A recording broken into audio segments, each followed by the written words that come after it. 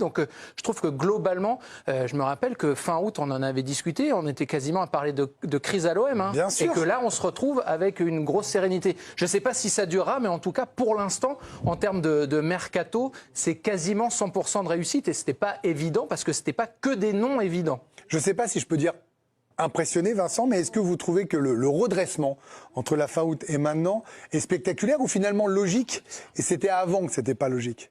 Moi, je trouve que le redressement est spectaculaire parce que surtout dans une ville aussi, dans un contexte aussi inflammable, il faut toujours être costaud pour résister à ça et remettre les choses à l'endroit. Après, dans le détail, ils ont été servis un peu par les circonstances, les Marseillais. C'est-à-dire qu'ils gagnent le classique qui est remis au lendemain, et il manque quand même beaucoup de joueurs au PSG. C'était vraiment le bon moment pour jouer. Mais ils l'ont fait. Ils l'ont fait, ils ont gagné grâce à une boulette de gardien, mais ça compte. Voilà, c'est la même chose. Après, sur la semaine écoulée, que ce soit l'Ajax ou Metz, c'est pas là-dessus qu'on peut juger un projet. Non, mais c'était des pièges.